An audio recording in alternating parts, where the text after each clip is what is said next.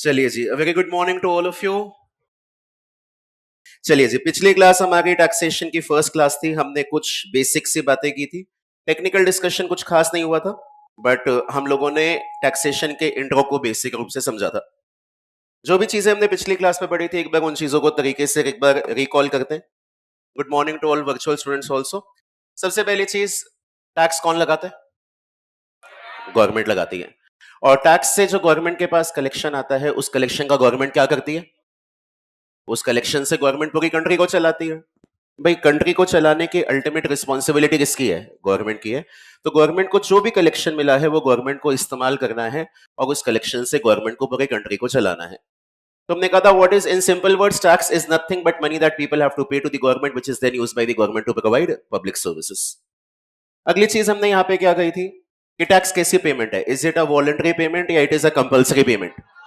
Compulsory payment. और कोई भी चीज अगर आप पे जबरदस्ती लागू करनी है तो इसके लिए क्या बनाना पड़ेगा? लॉ बनाना पड़ेगा। तो मेरे पास इनकम टैक्स का लॉ भी है, मेरे पास जीएसटी का लॉ भी है, जिसकी वजह से टैक्सेशन अपने आप में लीगल प्लस प्रैक्टिकल सब्जेक्ट बन जाता है, जहां पे आपको लॉ भी पढ़ना रहता है, और उस लॉ को पढ़ने के बाद उसमें जो भी सपोर्टिंग क्वेश्चन आंसर्स होते हैं वो करने रहते हैं। फिर अगली चीज हमने ये कही थी कि भाई गवर्नमेंट टैक्सेस लगाई जा रही थी। लोगों ने कहा जी, इस टैक्सेस का जस्टिफिकेशन क्या है, आप ये टैक्सेस क्यों लगा रहे हो? तो कोर्ट्स ने एक बात अपहेल्ड की। उन्होंने कहा जी, आप एक सिविलाइज सोसाइटी में रहते हो, और सिविलाइज सोसाइटी में रहने के लिए आपको कुछ ना कुछ पैसा तो गवर्नमेंट को पे करना पड़ेगा। गवर्नमेंट की तरफ से बहुत सारे सिस्टम्स अवेलेबल है। उन सिस्टम्स को बनाने का, मेंटेन करने का, कंट्री को आगे ले जाने का, सबकी रिस्पॉन्सिबिलिटी किसकी है? गवर्नमेंट की। तो government will definitely need funds for all those activities. वो पैसा आपको टैक्स के फॉर्म में देना रहेगा। और क्योंकि हर कोई अपनी मर्जी से तो देगा नहीं, इसके लिए इसे जबरदस्ती आप पे लगाया जाएगा। जबरदस्ती लगाने के लिए क्या किया जाएगा? लॉ बनाया जाएगा। अगली चीज, मेरे पास टैक्सेस कितने तरह के होते हैं? तो मेरे पास टैक्सेस दो तरह के होते हैं। एक होता है डायरेक्ट टैक्स, एक होता है इनडायरेक्ट टैक्स। डायरेक्ट टैक्स ऐसा टैक्स होता है जहां पे बर्डन पास ऑन नहीं होता। इनडायरेक्ट टैक्स ऐसा टैक्स होता है जहां पे बर्डन पास ऑन हो जाता है। इस कॉन्सेप्ट को एक्सप्लेन करने के लिए मैंने दो वर्ड्स टेकअप किए थे। एक था लाइबिलिटी टू पे टैक्स, और एक था burden of tax. Liability to pay tax का मतलब, सरकार को कौन पैसे जमा कराएगा? कल को सरकार को उनका पैसा नहीं मिला तो सरकार किसके अगेंस्ट एक्शन इनिशिएट करेगी? एंड बर्डन ऑफ टैक्स का मतलब, बर्डन ऑफ टैक्स का मतलब किस पे फाइनेंशियल इंपैक्ट आया है उस टैक्स के लगने से। लाइबिलिटी टू पे टैक्स मतलब गवर्नमेंट को टैक्स कौन जमा कराने के लिए जिम्मेवार है, एंड बर्डन ऑफ टैक्स मतलब उस टैक्स के लगने से किस पे फाइनेंशियल इंपैक्ट आया है, उसे हम बर्डन ऑफ टैक्स बोलते हैं। तो डायरेक्ट टैक्स एक ऐसा टैक्स होता है जहां पे liability to pay tax and burden of tax क्या होता है? सेम पर्सन पे होता है। Direct tax is a tax जहां पे liability to pay tax and burden of tax lies upon the same person. इसलिए हम कहते हैं डायरेक्ट टैक्स में बर्डन किसी और पे पास ऑन नहीं हो सकता। कमाई मेरी है, मेरी कमाई पे टैक्स में मुझे ही देना है। मुझे खुद गवर्नमेंट को वो टैक्स देना पड़ेगा अपने खुद के फाइनेंशियल रिसोर्सेज से, और इस टैक्स को देने के बाद मेरे फाइनेंशियल रिसोर्सेज कम हो जाएंगे। लेकिन इनडायरेक्ट टैक्स कैसा टैक्स होता है? जहां पे liability to pay tax and burden of tax दो अलग अलग लोगों पे होता है। जो पर्सन गवर्नमेंट को टैक्स पे करता है वो अपनी खुद की पॉकेट से पे नहीं करता है। वो टैक्स किससे लेता है? कस्टमर से लेता है, और कस्टमर से वो टैक्स लेके गवर्नमेंट को जमा करता है। हाँ, गवर्नमेंट को अगर अपना पैसा नहीं मिला तो गवर्नमेंट एक्शन कस्टमर के अगेंस्ट इनिशिएट नहीं करेगी। गवर्नमेंट एक्शन इनिशिएट करेगी किसके अगेंस्ट? सेलर या फिर सर्विस प्रोवाइडर के अगेंस्ट। तो हमने ये चीज क्या कही? हमने सिंपल सी ये बात कही कि इनडायरेक्ट टैक्स एक ऐसा टैक्स है जहां पे liability to pay tax and burden of tax दो अलग अलग लोगों पे है। इनडायरेक्ट टैक्स में टैक्स का बर्डन फाइनल कस्टमर पे पास ऑन कर दिया जाता है। तो इसीलिए अल्टीमेटली गवर्नमेंट को टैक्स तो कस्टमर की जेब से गया है, बट कस्टमर ने वो पैसा गवर्नमेंट को खुद डायरेक्टली जमा नहीं कराया। वो पैसा कैसे जमा हुआ है? इनडायरेक्टली। तो उसे नाम दे देते हैं इनडायरेक्ट टैक्स। अगला एक और पॉइंट पढ़ा था, progressive taxation versus regressive taxation.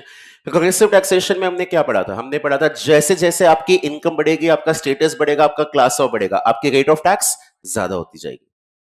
भाई सिंपल सी बात है, इंडिया में लोगों की इनकम में देयर आर हाई इनइक्वालिटीज। जहां पे लोगों की इनकम में हाई इनइक्वालिटीज होती है, तो उन हाई इनइक्वालिटीज को टैकल करने के लिए क्या किया जाता है? तो उन हाई इनइक्वालिटीज को टैकल करने के लिए जो लोग ज्यादा पैसा कमाते हैं उन पे ज्यादा टैक्स लगाया जाता है, और जो लोग कम पैसा कमाते हैं या तो उन पे टैक्स कम रखा जाता है या उनको अलग से क्या दिए जाते हैं? बेनिफिट्स या सब्सिडीज दिए जाते हैं। तो हम कहते हैं जी, प्रोग्रेसिव टैक्सेशन एक ऐसा टैक्सेशन सिस्टम है जहां पे जितना ज्यादा पैसा आप कमाते जाएंगे उतनी ज्यादा आपकी क्या बढ़ती जाएगी? रेट ऑफ टैक्स बढ़ती जाएगी।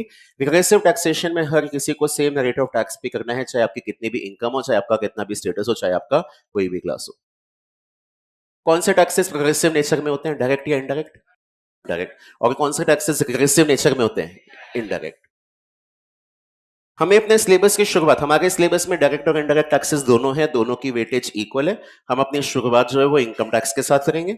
इनकम टैक्स में मैंने कल भी बताया था, income tax weightage wise GST के बराबर है, but in terms of number of hours या number of lectures, income tax में कंपैरेटिवली जीएसटी के मुकाबले ज्यादा टाइम लगेगा। 60% of our time will go on income tax and 40% of time I will go on GST. Income tax में आते हैं, सबसे पहले आपके पास दो किताबें हैं।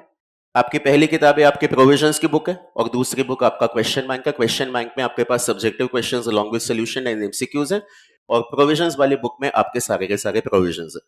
सो जो भी प्रोविजन से जुड़ी हुई कोई भी चीज मेरे को लिखवानी होगी, कोई भी एडिशनल एग्जांपल, वो सब आपकी मेन बुक में रहेगा, ताकि आप कभी भी बुक को रेफर करें तो आपका 100% कंटेंट बुक में होना चाहिए। ऐसा नहीं है कुछ चीजें कहीं और लिखी हो बाद में वो कवर अप नहीं हो पा रही। आप लोग पेज नंबर 1.1 पे आएंगे। कल भी मैंने आपके साथ बात की थी कि कोई भी अगर लॉ लगता है तो उस लॉ को लगाने की हमारे पास कॉन्स्टिट्यूशन से क्या आनी चाहिए, पावर आनी चाहिए। तो कॉन्स्टिट्यूशन में एक आर्टिकल होता है आर्टिकल 246। आर्टिकल 246 कहता है जी, पहले तो आता है एक आर्टिकल 245। कुछ पता है आर्टिकल 245 के बारे में? सेंट्रल गवर्नमेंट पूरी कंट्री के लिए लॉ बना सकती है, और स्टेट गवर्नमेंट उस रिस्पेक्टिव स्टेट के लिए लॉ बना सकती है।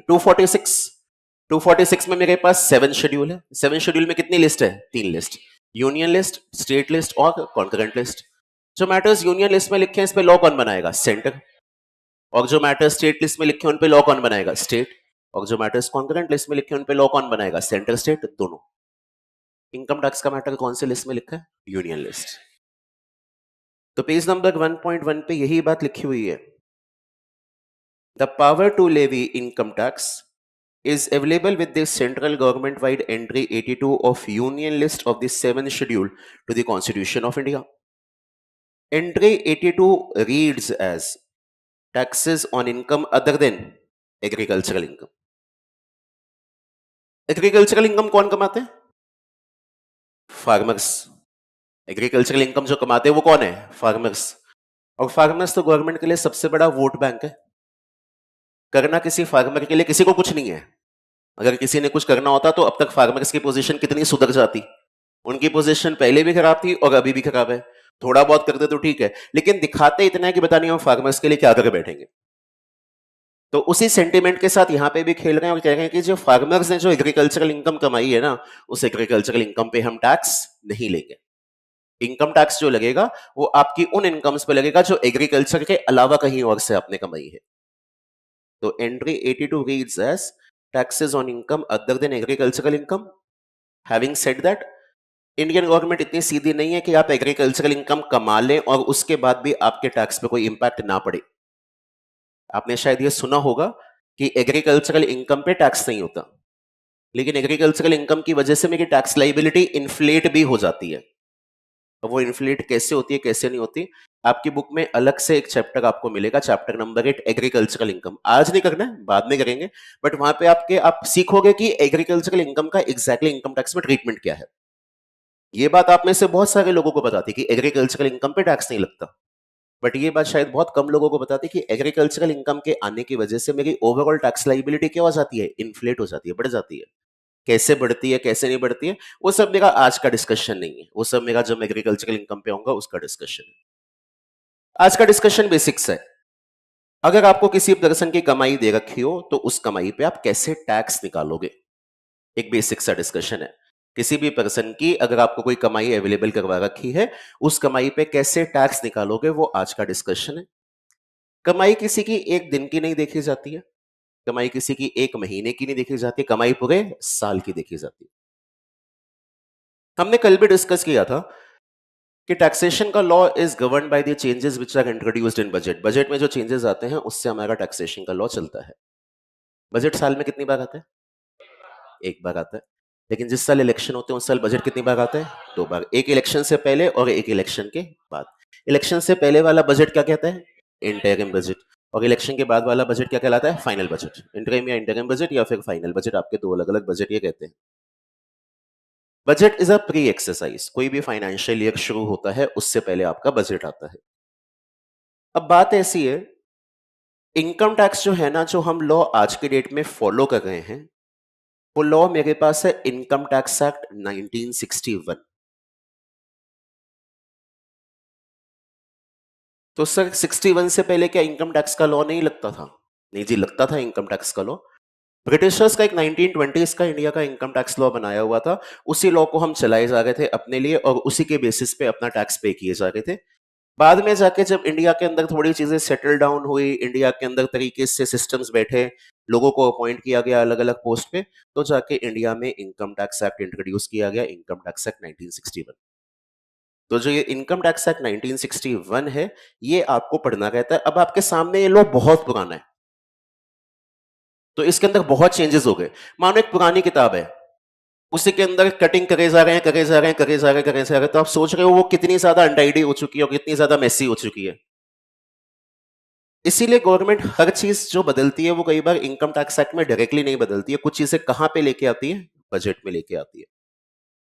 और बहुत टाइम से लोगों ने गवर्नमेंट को ये कहा हुआ है जी इसको थोड़ा सा ठीक करो, ये बहुत ज्यादा मेसी हो चुका है।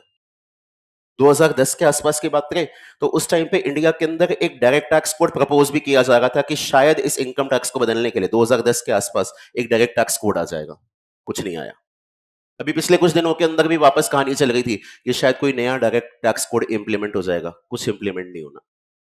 इस बारे में अभी जो बजट 2024 था, उस बजट 2024 इलेक्शन के बाद वाला जो बजट था, इसमें गवर्नमेंट ने अपना स्टैंड क्लियर किया कि वो एग्जैक्टली क्या करना चाह रहे हैं, क्या नहीं करना चाह रहे हैं इनकम टैक्स के लॉ के साथ। I am opening the budget speech of budget 2024 post election. Election के बाद जो फाइनल बजट आया था, उस फाइनल बजट का हम बजट स्पीच रेफर करें। उस बजट स्पीच में कुछ बातें बोली गई इनकम टैक्स के लिए कि इनकम टैक्स में गवर्नमेंट एग्जैक्टली क्या करना चाह रही है, क्या नहीं करना चाह रही है। ये देखिएगा, बजट 2024 की बजट स्पीच है। We will continue our efforts to simplify taxes, improve taxpayer services, provide tax certainty and reduce litigation while enhancing revenues for funding the development and welfare scheme of the government. It has been our endeavor to simplify taxation. We have taken a number of measures in the last few years, including introduction of simplified tax regime without exemptions and deductions for corporate tax and personal income tax. This has been appreciated by taxpayers. इसमें इन्होंने सबसे पहला point क्या लिखा? Comprehensive review of the income tax act. Income tax act का क्या होगा? एक comprehensive review. I am now announcing a comprehensive review of the Income Tax Act 1961. The purpose is to make the act concise, lucid, easy to read and understand. This will reduce disputes and litigation, thereby providing tax certainty to the taxpayers. It will also bring down the demand embroiled in litigation. It is proposed to be completed in 6 months. A beginning is made in the finance bill by simplifying the tax regime for multiple things. इन्होंने इस वाले budget के अंदर अपना stand clear कर दिया और इस स्टैंड में इन्होंने क्या बोला? हम कोई नया इनकम टैक्स का लॉ लेके नहीं आएंगे।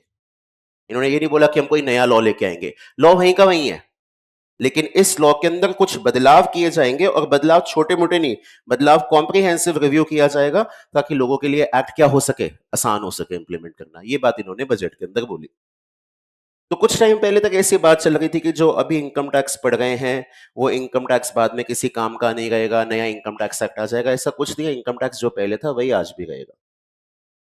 अब इनकम टैक्स लगाने के पीछे क्या लॉजिक्स होते हैं, क्या लॉजिक नहीं होते हैं, ये बात मैंने कल भी आपके साथ शेयर की थी। इकोनॉमी को लेके एशियन इंडिया में एक डॉक्यूमेंट लिखा गया था, अर्थशास्त्र, और वो लिखा था कौटिल्य ने, और वहां पे उन्होंने कहा था जी अगर किसी भी राज्य को चलाना है तो राजा को उसके लिए पैसा चाहिए। पैसा राजा के, अगर जो हम कहते हैं ना जो शाही कोष होता है, जो राजा की ट्रेजरी होती है, अगर उसके अंदर पैसा कम पड़ता है तो वो पैसा किससे लिया जा सकता है? प्रजा से, जनरल पब्लिक से लिया जा सकता है। उसी चीज को धीरे धीरे अलग अलग कंट्रीज ने इंप्लीमेंट करना स्टार्ट किया और वो फॉर्मल बेसिस में टैक्स बन गया। तो हमारे पास एक 1920s का एक्ट था जो ब्रिटिशर्स का था, उससे वो इनकम टैक्स इंडिया में लिया करते थे और उसी से हमने पोस्ट इंडिपेंडेंस भी काम चलाया। 1961 में जाके पूरा नया लॉ लेके आए। अब यहाँ पे होता क्या है, आपको ना दो चीजें सीखनी होती है। एक होता है कि आपकी कमाई कैसे निकालोगे और एक होता है उस कमाई पे टैक्स कैसे निकालोगे। They are two steps. Step number 1, find out your taxable income, कि किस कमाई पे आपको टैक्स देना है, और एक होता है कि कमाई अगर आपको दे रखी है तो उस कमाई पे टैक्स कैसे निकालेंगे। कमाई कितनी टैक्सेबल होती है, कहां कहां से आ सकती है, कैसे उसका ट्रीटमेंट होगा, वो सब पूरा सिलेबस का पार्ट है। लेकिन कमाई पे टैक्स कैसे निकाला जाएगा वो आपका चैप्टर नंबर 1 का पार्ट है। इनकम टैक्स में दो स्टेटमेंट बनती है, एक बनती है टोटल इनकम की और एक बनती है टैक्स लाइबिलिटी की। एक स्टेटमेंट बनती है टोटल इनकम की और एक स्टेटमेंट बनती है टैक्स लाइबिलिटी की। टोटल इनकम में हम कहते हैं इतना मैंने कमाया, टैक्स लाइबिलिटी में हम क्या कहते हैं, जो पैसा मैंने कमाया इस पे कितना टैक्स बना। ये स्टेटमेंट तरीके से सीखने के लिए पूरा इनकम टैक्स का सिलेबस लग जाएगा, लेकिन ये स्टेटमेंट आपको इस चैप्टर के अंदर अंदर सीखने के लिए मिल जाएगी। तो हम क्या करेंगे, इस चैप्टर में आपको इनकम लिख के देंगे, इतनी इनकम है, आप इस पे क्या निकालो, टैक्स निकालो। कभी भी इनकम निकलेगी या टैक्स निकलेगी वो हमेशा एक फाइनेंशियल ईयर के लिए निकलेगी। और कल भी मैंने बताया था, क्योंकि अब सीए में मेरे पास 3 अटेम्प्ट हो गए हैं, तो एक फाइनेंशियल ईयर एग्जाम में कितने टाइम के लिए लगेगा, 3 साल के 3 अटेम्प्ट के लिए लगेगा। एक फाइनेंशियल ईयर एग्जाम में 3 अटेम्प्ट के लिए एप्लीकेबल हुआ करेगा। अब एक चीज सुनिए, अभी कौन सा फाइनेंशियल ईयर ऑनगोइंग है, 24-25। आपके एग्जाम कौन से फाइनेंशियल ईयर में, राइट नाउ ईयर इज 24-25, आपके एग्जाम कौन से साल में, 25-26। आपको कौन से साल का लॉ पढ़ाया जाए, 24-25 का या 25-26 का, 24-25 का या 25-26 का। एग्जाम आपके 25-26 में है, लेकिन आज 24-25 चल रहा है जब आपको पढ़ना है, कौन सा लॉ पढ़ाया जाए, 24-25। 25-26 का तो लॉ ही नहीं है मेरे पास। 25-26 के लिए तो 1 फरवरी 2025 को हमारा बजट आएगा, और 1 फरवरी 2025 को बजट आएगा, वो फाइनेंशियल ईयर 25-26 पे लगेगा। कल भी हमने कंक्लूड किया था बजट कैसी एक्सरसाइज है, is it a pre exercise या is it a post exercise. कैसी एक्सरसाइज है, budget is a pre exercise. Financial year शुरू होने से पहले हम क्या करते हैं, फाइनेंशियल ईयर शुरू होने से पहले हमारा बजट आता है। तो हमारे पास अभी जो बजट है वो फाइनेंशियल ईयर 24-25 के लिए एप्लीकेबल है। 1 फरवरी 2025 को बजट आएगा, तो बजट कौन से फाइनेंशियल ईयर पे लागू होगा, 25-26। आपको मुझे 25-26 का लॉ नहीं पढ़ाना, बिकॉज 25-26 का लॉ तो मेरे पास अभी अवेलेबल ही नहीं है। आपको तो पढ़ाई आज करनी है, हालांकि पेपर अगले साल लगेंगे, बट पढ़ाई तो कब करनी है, आज करनी है। क्या कहें कि अगले साल फरवरी में एक बार बजट आने देते हैं, उसके बाद देखेंगे क्या लॉ है क्या लॉ नहीं है, फिर एक काम करेंगे, अप्रैल के आसपास पढ़ाई कर लेंगे, अगस्त में खत्म कर लेंगे, सितंबर में पेपर देके आ जाना। ऐसे तो हो नहीं सकता। आज आपको पता होना चाहिए कि एग्जैक्टली आपको क्या पढ़ना है क्या नहीं पढ़ना। So in classes I will not teach you financial year 25-26, I will teach you financial year 24-25। Financial year 24-25 आपको पढ़ाया जाएगा। तो आपको क्लास में यह सिखाया जाएगा 1 अप्रैल 2024 से लेके 31 मार्च 2025 के दौरान जो भी आपने पैसा कमाया है, इसके ऊपर आपका कैसे टैक्स निकलेगा, ये हमें सीखने के लिए मिलेगा। इसके लिए आप पे लागू होगा बजट 2024। कौन सा बजट लागू होगा, 2024। अभी एक बजट आएगा ना 2025 में, 1 फरवरी 2025 को, वो कौन से फाइनेंशियल ईयर पे लागू होगा, 25-26। आपको पढ़ाया जाएगा बजट 2024। लेकिन बजट 2024 के बारे में कुछ यूनिक बात है। क्या बात है, 2024 वो साल है जिस साल इंडिया में क्या हुए थे, इलेक्शंस। और जिस साल इंडिया में इलेक्शंस होते हैं तो उस साल इंडिया में कितने बजट आते हैं, 2। तो मेरे पास 2 बजट आए हुए हैं। एक बजट आया हुआ है इलेक्शन से पहले और एक बजट आया हुआ है मेरे पास इलेक्शन के बाद। आपके हिसाब से कौन से बजट में कंटेंट कम आता होगा और कौन से बजट में कंटेंट ज्यादा आता होगा, इलेक्शन से पहले वाले में ज्यादा आता है या इलेक्शन के बाद वाले में ज्यादा आता है, बाद वाले में आता है, बिकॉज जो गवर्नमेंट बनेगी वो अगले 5 साल तक टिकने वाली है। अभी जैसे मैं आपको बोलूं, ये मैंने बजट की स्पीच खोली है और ये है interim budget, government of India interim budget speech of Nirmala Sitharaman, minister of finance, 1 February 2024। 32 pages में सारा काम खत्म हो गया, 32 पेज का डॉक्यूमेंट है। और यही अगर मैं बजट 2024 के फुल बजट स्पीच की बात करूं, तो बजट 2024 की फुल बजट स्पीच ये मेरे पास अवेलेबल है and it runs into multiple pages. ये बहुत डिटेल डॉक्यूमेंट है, काफी बड़ा डॉक्यूमेंट है। इसके अंदर इन्होंने बहुत सारे चेंजेस इंट्रोड्यूस किए। तो आपके लिए दोनों ही बजट मायने रखते हैं। बजट 2024 मतलब जो भी बजट 2024 के अंदर इंट्रोड्यूस हुए वो सब आपको पढ़ने रहेंगे। एक इलेक्शन के पहले वाला भी और एक इलेक्शन के बाद वाला भी। लेकिन जो इलेक्शन से पहले वाला बजट था ना, इसमें इन्होंने एक बात कही। वो क्या बात कही, वो देखते हैं, सामने देखना।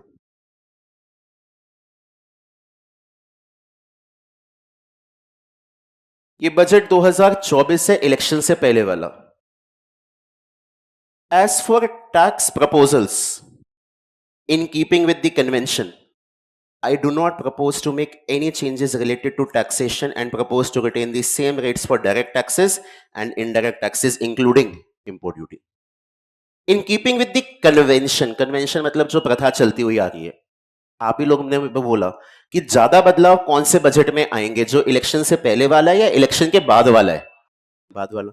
तो इलेक्शन से पहले वाले बजट को फॉर्मेलिटी की तरह माना जाएगा, इसमें ज्यादा कोई बदलाव नहीं किया जाएगा, छोटा मोटा कोई बदलाव आ गया तो ठीक है। तो उन्होंने कहा जी मैं कोई बदलाव करना ही नहीं चाह रही, एक बार इलेक्शन हो जाने दो, देखते हैं हम कितनी मेजोरिटी से जीतते हैं, उसके बाद डिसाइड कर लेंगे कितना लॉ बदलना है कितना नहीं बदलना है। आप भी यही हो, हम भी यही हैं, एक बार इलेक्शन करा लेते हैं, रिजल्ट देख लेते हैं।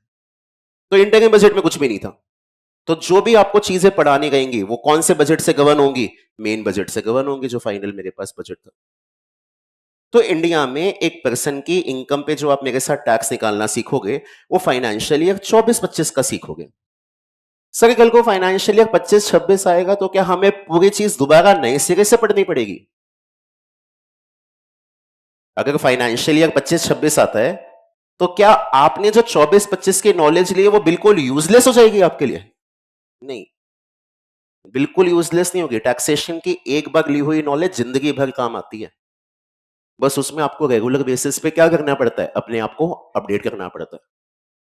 मानो इनकम टैक्स में 600 टॉपिक है, मानो बजट में 5 टॉपिक के लिए कुछ बदलाव लाए गए, तो वो 5 टॉपिक तो आपको बदले हुए पढ़ने पड़ेंगे आगे। What about the remaining 595 topics? Same, delete नहीं होते हैं वो लॉ से, वो लॉ का एज इट इज क्या है, पार्ट है। उसमें कुछ नहीं बदलेगा तो वो ऑटोमेटिकली आगे उसी तरह से चला जाएगा।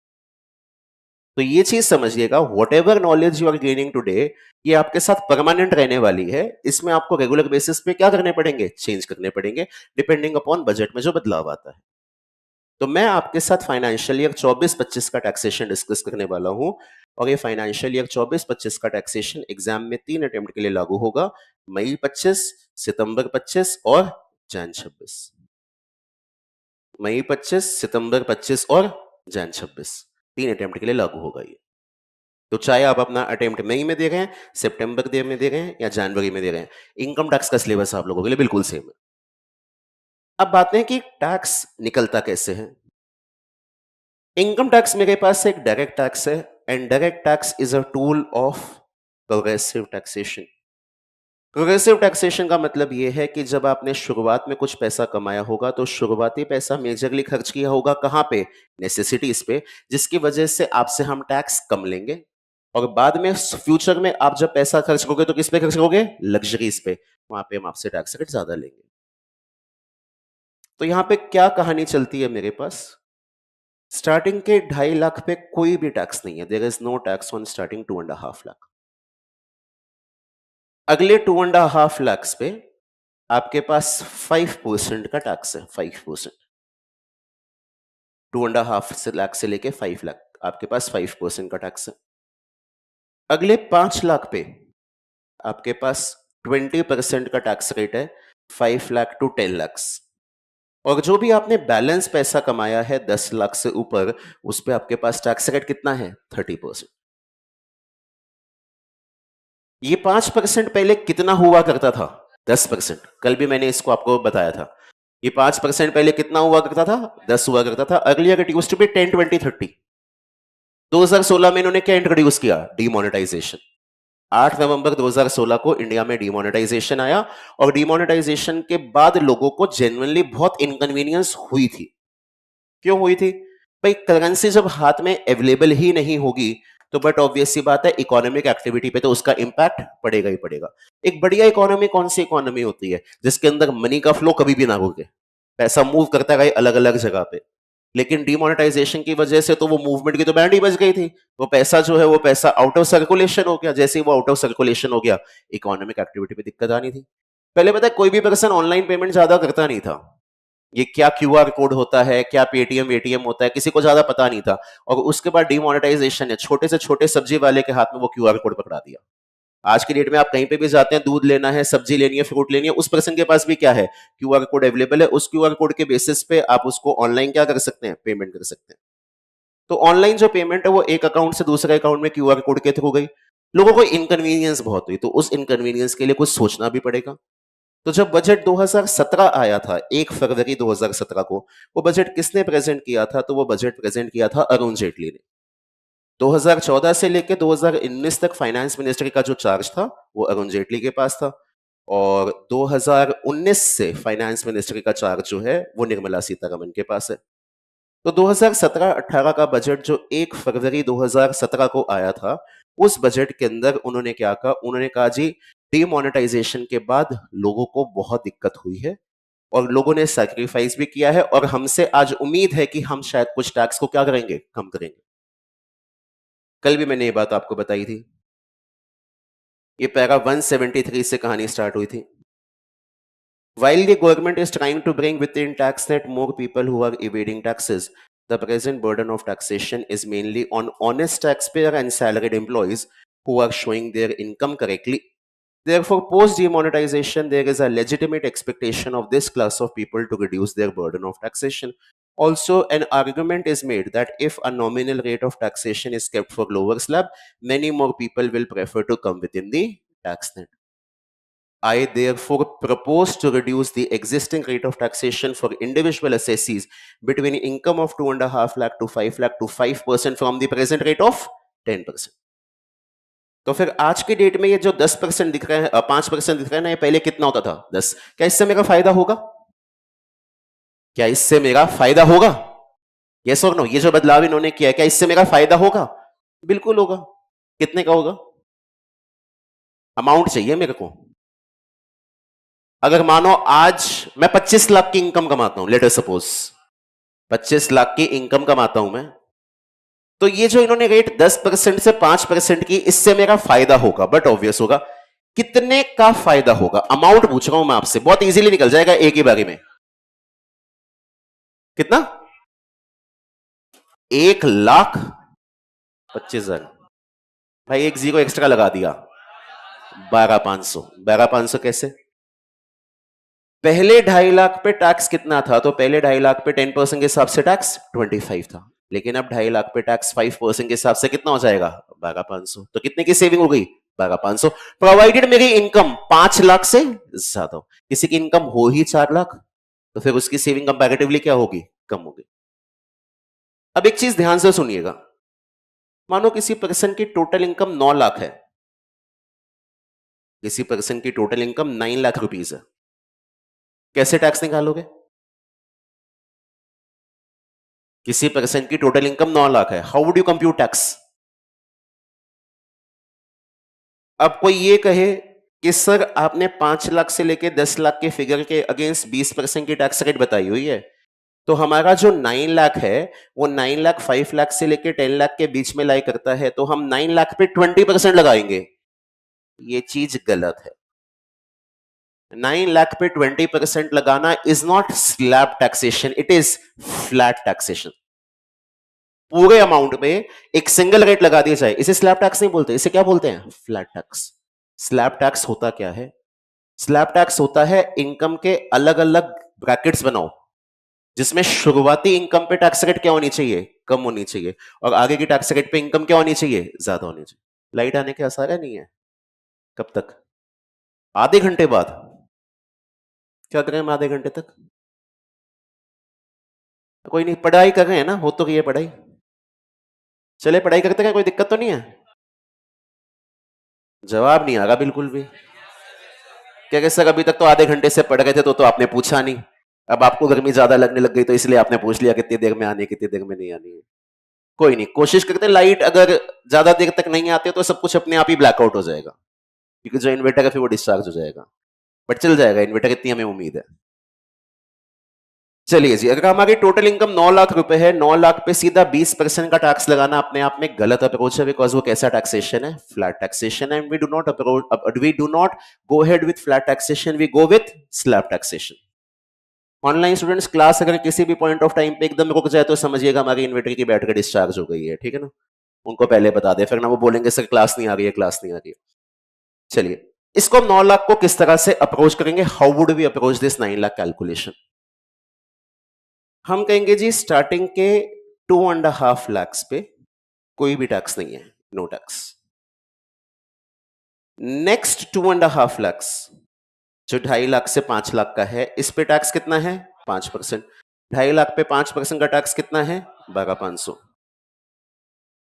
और बैलेंस 4 लाख, बैलेंस 4 लाख, 5 लाख से लेके 9 लाख, इस पे टैक्स रेट आपका कितना है, इस पे टैक्स रेट 20% है, तो आपका अमाउंट इसका कितना बैठेगा, 4 लाख पे 20% कितना आएगा, 80,000। तो कुल मिला के मेरा टैक्स कितना आ जाएगा, 92,500। ये स्लैब टैक्सेशन है। शुरुआती पैसा आपने खर्च किया होगा नेसेसिटीज की तरफ, तो गवर्नमेंट आपके पास ज्यादा पैसा छोड़ रही है। धीरे धीरे पैसा आप खर्च करोगे किसकी तरफ, लग्जरीज की तरफ, तो आपके हाथ में पैसा कम छोड़ा जाएगा। मानो किसी की टोटल इनकम जो है वो टोटल इनकम 12 लाख है, 12 lakhs। How would you approach that calculation. अगर किसी की टोटल इनकम 12 लाख है, स्टार्टिंग के 2.5 लाख पे कोई भी टैक्स नहीं है, there is no tax on 2.5 lakhs। इसके बाद बैलेंस नेक्स्ट 2.5 लाख पे टैक्स 5% के हिसाब से कितना आएगा, 12,500। फिर उसके बाद 5 लाख से लेके 10 लाख, अगले 5 लाख पे आपने 20% के हिसाब से कितना टैक्स कमाया होगा, 1 लाख। और बैलेंस 2 लाख, 10 लाख से ऊपर जो पैसा कमाए, इस पे बैलेंस 2 लाख पे टैक्स कितना, 30% कितना आएगा, 60,000। इन सबको जोड़ देंगे, ये आ जाएगा 1,72,500। 1,72,500 ये आपके पास टैक्स आएगा, ठीक है जी। लेकिन ना गवर्नमेंट का पेट इसमें नहीं भरता है। चलो लेटर सपोज हमें भूख लग रही है और हम किसी शॉप के सामने, तो वैसे हीरा स्वीट्स है, हम गोलगप्पे खाने जाते हैं। क्या रेट चल रहा है इस टाइम पे, बेसिक एवरेज रेट क्या चल रहा है। अच्छा पूछ के आता हूं, नहीं इतना टाइम नहीं है मेरे पास। एक बेसिक क्या रेट चल रहा होगा, एवरेज रेट लेके चलते हैं। ढंग की दुकान का, लक्ष्मी नगर में बहुत स्ट्रीट फूड अवेलेबल है, उसका नहीं पूछा है, अच्छी दुकान का। 100 रुपए के 6 पीस, इतना महंगा तो नहीं हुआ यार। 30 रुपए, और 30 रुपए के कितने पीस आएंगे, 6 पीस आएंगे। आपने 6 के 6 पीस कंज्यूम कर लिए भैया, एक खट्टे पानी का देना, एक मिक्स करके देना, एक मीठे पानी का देना, अपनी वैरायटी के हिसाब से पूरे 6 पीस कंज्यूम कर लिए।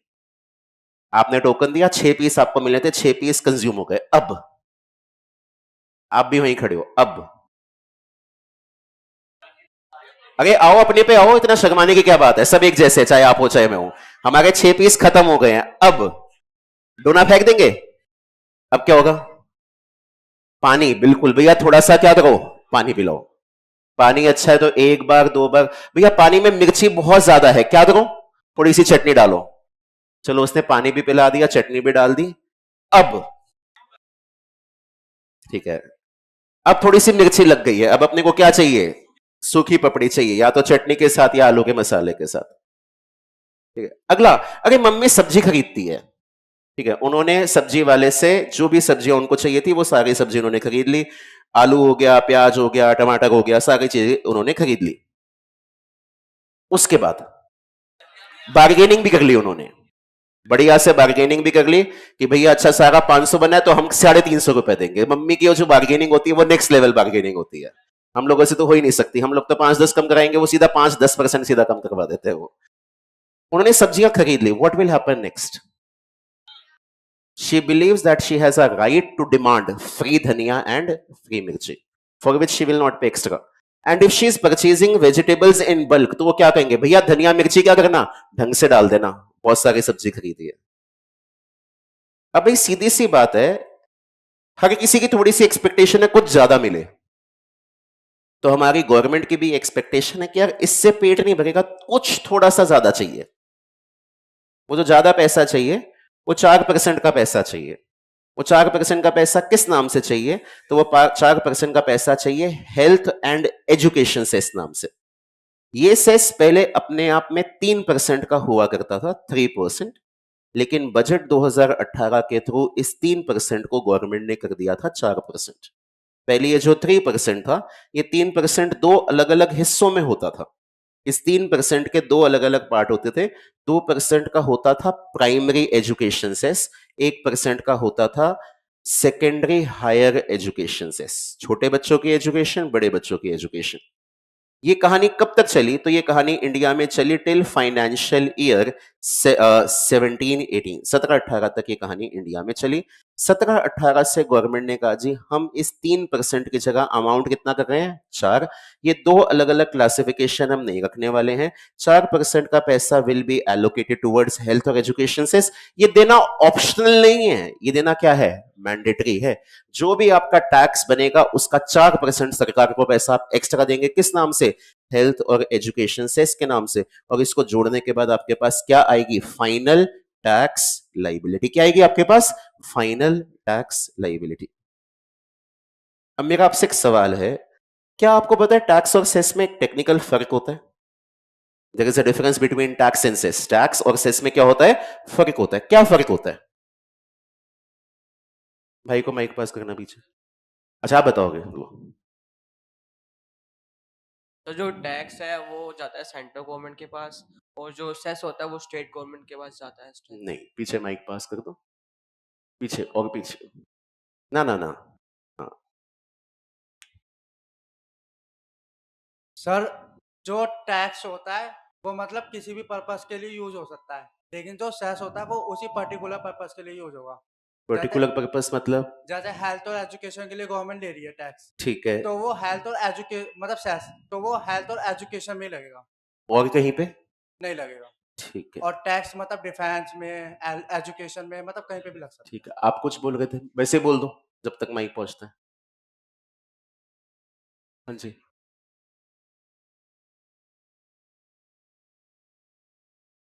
एक बार माइक पे बोल दो ये वाली चीज ताकि बाकी सब भी सुन ले। जो टैक्स होता है वो इनकम पर लगता है और जो एचईसी होता है वो टैक्स पर लगता है। ये कह रहे हैं जी सर, जो टैक्स होता है वो इनकम पे लगता है और जो सेसेस होते हैं वो सेसेस किस पे लगते हैं? टैक्स टैक्स पे पर। लगते हैं। आपकी बात भी सही है, आपकी बात भी सही है। मैं दोनों की बात को मिक्स करके आपको कंबाइंड लॉ बताता हूं। दोनों ने बात बिल्कुल सही बोली।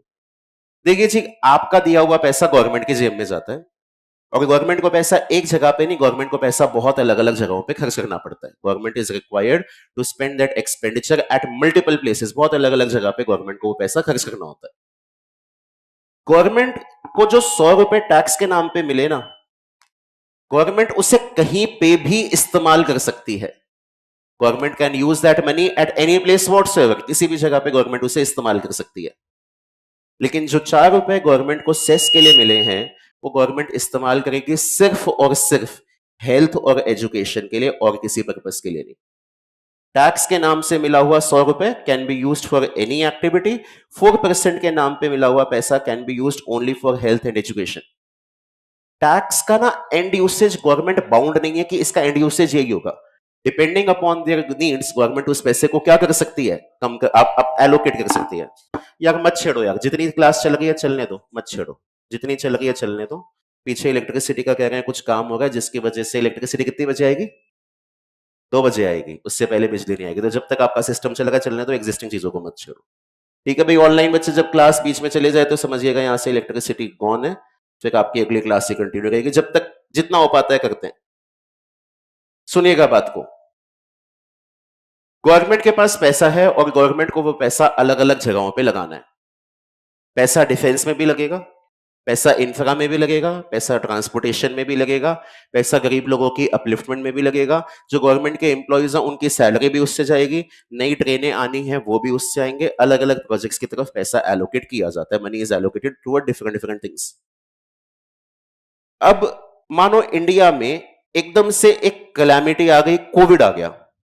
कोविड के बाद गवर्नमेंट के चैलेंजेस बढ़ गए, और इमीडिएट बेसिस पे लोगों की हॉस्पिटलाइजेशन, लोगों की मेडिकल नीड्स के लिए गवर्नमेंट को क्या चाहिए? पैसा चाहिए। तो जो गवर्नमेंट को 100 रुपए मिला टैक्स के नाम का, वो गवर्नमेंट किसी भी पर्पस के लिए डाइवर्ट कर सकती है। या मानो आज हमारी एनिमी कंट्री हम पे अटैक करती है, and India is in urgent need of defence equipment. बहुत अर्जेंट नीड है डिफेंस इक्विपमेंट की, ऑलरेडी जो है वो कम पड़ रहा है, डिफेंस इक्विपमेंट अर्जेंटली बहुत सारा चाहिए। ये 100 रुपए का पैसा जो गवर्नमेंट के पास है ना, गवर्नमेंट इसे कहीं पे भी काम में ले सकती है, इससे डिफेंस का सामान खरीद सकती है, लेकिन इस 4 रुपए से गवर्नमेंट डिफेंस का सामान नहीं खरीद सकती। क्यों नहीं खरीद सकती? क्योंकि सेसेस का जो एंड यूसेज होता है वो क्या होता है, स्पेसिफाइड होता है। यहाँ पे क्या लिखा है, हेल्थ एंड एजुकेशन। तो ये 4% का जो पैसा है ना, वो सिर्फ और सिर्फ हेल्थ और एजुकेशन के लिए इस्तेमाल होगा, और किसी पर्पज के लिए इस्तेमाल हो ही नहीं सकता, जरूरत हो तो भी नहीं हो सकता। तो टैक्स का collection government will use, can use for any activity, but cesses का collection will be used only for the activity for which it has been levied, जिस पर्पज के लिए इसे लगाया गया है। ये बात लिख लेते हैं। आप लोग आपकी बुक में आएंगे, प्रोविजंस वाले बुक में आएंगे, और आप लोग आएंगे पेज नंबर 1.5 पे। बुक में ना फाइनल चीजें लिखी हुई हैं, बट इनको आप फाइनल एंड तक आने तक आपको थोड़ा सा टाइम लगेगा। तो प्लीज अपने एंड से ना बुक में कुछ भी मत पढ़िएगा, जितना पॉइंट मैं पढ़ाऊं खाली उतना पॉइंट पढ़ना है, उसके बियॉन्ड आपको कुछ नहीं पढ़ना है। आप लोग पेज नंबर 1.5 पे आए। 1.5 पे आपको नॉर्मल इनकम के बारे में बातें बोली हुई हैं कि नॉर्मल इनकम पे क्या टैक्स रेट है, क्या टैक्स रेट नहीं है। सिर्फ ये बॉक्स पढ़ना है, और कुछ नहीं पढ़ना, सिर्फ और सिर्फ ये बॉक्स, नॉर्मल इनकम और इस पे क्या टैक्स रेट है। स्टार्टिंग के 2.5 लाख के अमाउंट पे कोई भी टैक्स नहीं है। अगले 2.5 लाख पे, नेक्स्ट 2.5 लाख, 5% का टैक्स है on amount in excess of rupees 2.5 lakh. अगले 5 लाख पे, 5 लाख से लेके 10 लाख पे कितने का टैक्स है, 20% on amount in excess of rupees 5 lakh. और balance income in excess of rupees 10 lakh, इस पे कितना टैक्स है, 30% टैक्स है, एंड 30% टैक्स है on the amount in excess of rupees 10 lakh. तो स्टार्टिंग के 2.5 लाख पे कोई टैक्स नहीं है, अगले 2.5 लाख पे 5%, अगले 5 लाख पे 20%, और 10 लाख से ज्यादा के पैसे पे कितना टैक्स है, 30%। लेकिन गवर्नमेंट का पेट सिर्फ इससे नहीं भरता है, जो भी गवर्नमेंट ने आपसे टैक्स लिया है उस पे गवर्नमेंट आपसे और एडिशनल पैसा डिमांड करती है। पेज नंबर 1.7 पे एक बार आइएगा, पेज नंबर 1.7, सबसे एंड में एक फॉर्मेट दे रखा है पेज 1.7 पे। टैक्स लाइबिलिटी बिफोर सेस, इसमें ऐड करना है क्या, हेल्थ और एजुकेशन सेस, कितने का, 4% का, और 4% का हेल्थ और एजुकेशन सेस ऐड करने के बाद मेरे पास क्या आती है, टैक्स लाइबिलिटी। तो आपको यह पता करना है कि टैक्स और सेस में फर्क क्या होता है, what is the difference between tax and what is the difference with cess. तो टैक्स का पैसा ना गवर्नमेंट किसी भी पर्पस के लिए इस्तेमाल कर सकते हैं, लेकिन सेसेस का पैसा इस्तेमाल किया जाएगा सिर्फ उसी एक्टिविटी के लिए जिससे इसे लगाया गया है। तो पेज नंबर 1.5 के साथ वाले पेज पे आइएगा, लिखिएगा वहां पे difference between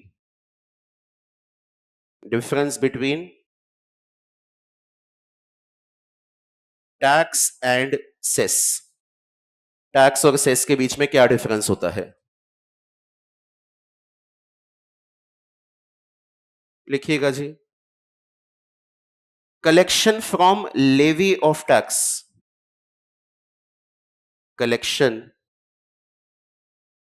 from levy of cess, levy of tax, collection from levy of tax can be used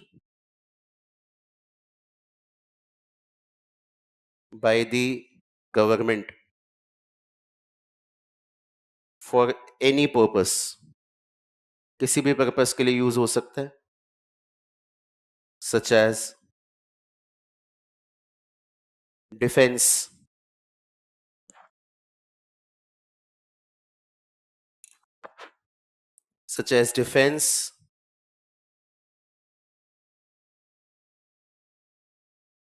space research,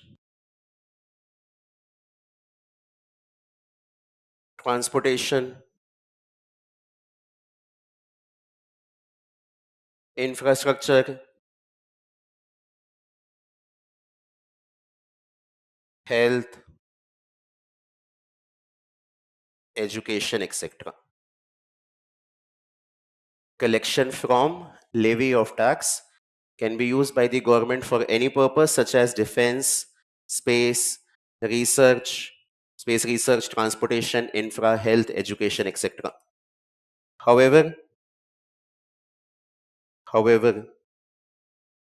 collection from levy of cess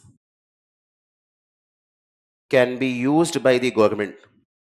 Collection from levy of cess can be used by the government only for the purpose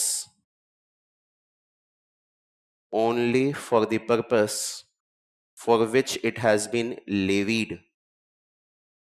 Only for the purpose for which it has been levied. जिस purpose के लिए इसे लगाया गया है सिर्फ उसी कामों के लिए यूज होगा. एग्जाम्पल,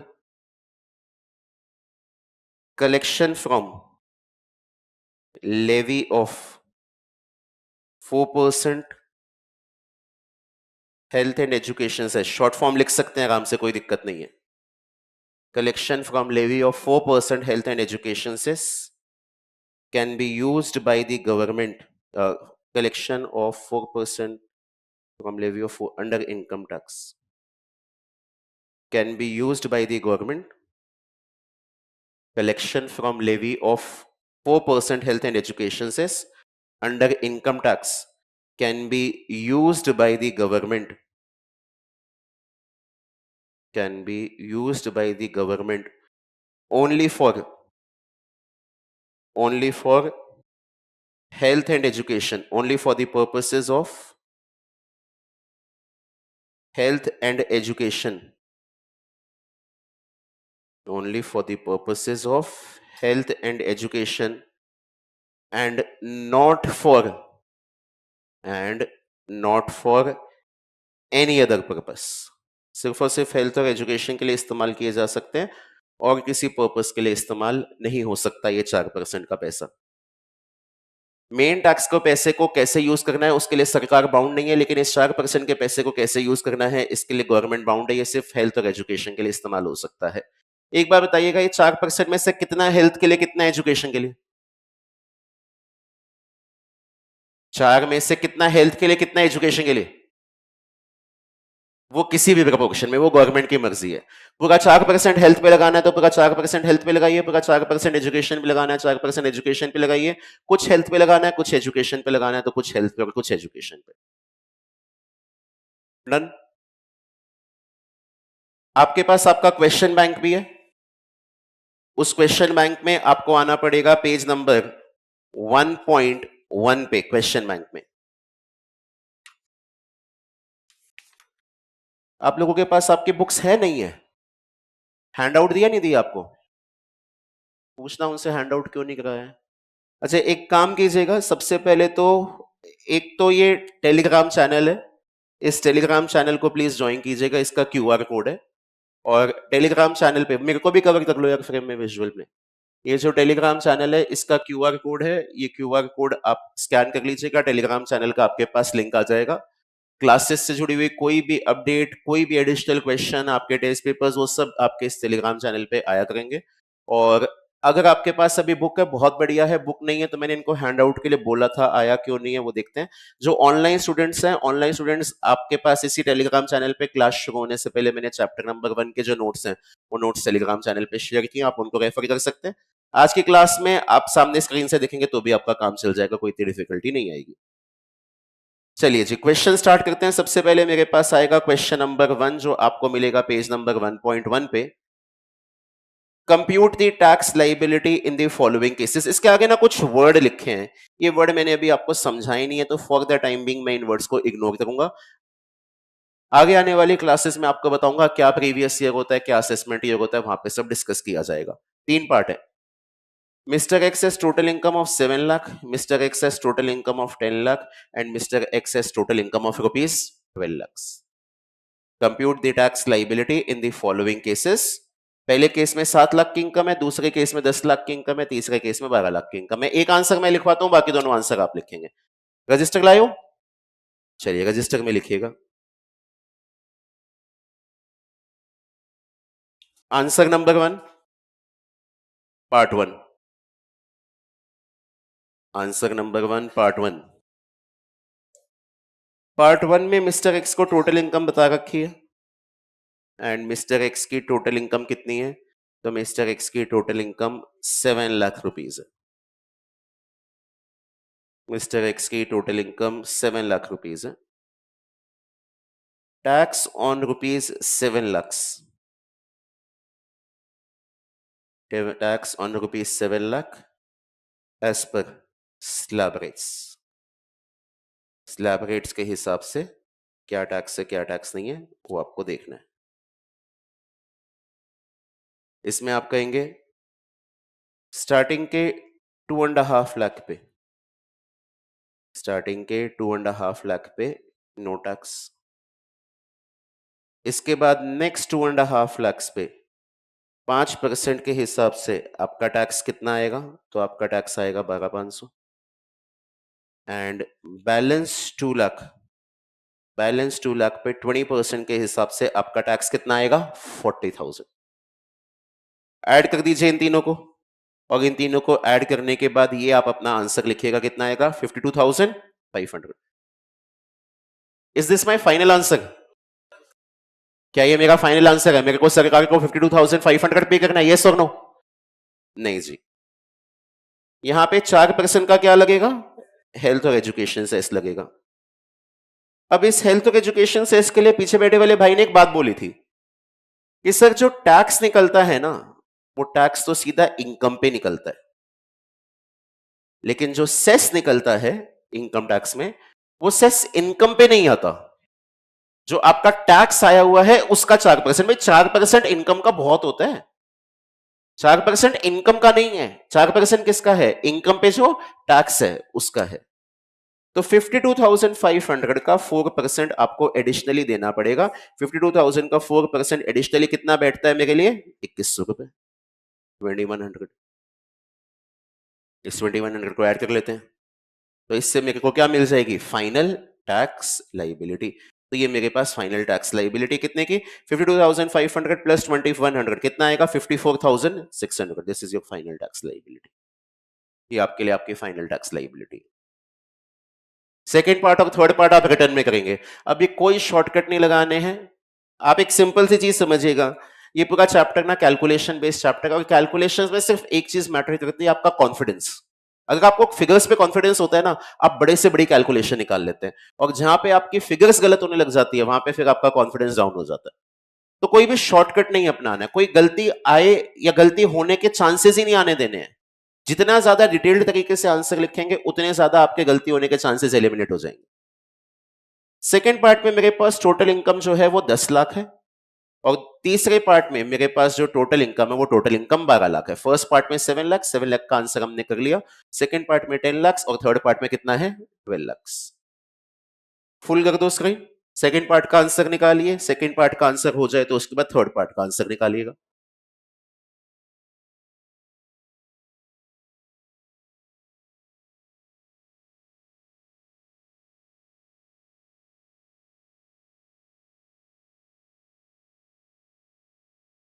ये जो उन्होंने सेसेस का आंसर दिए थे वो बच्चे बताना. एक तो ये है भाई, हैंड रेज कर लेना. एक वो पीछे, एक तो ये.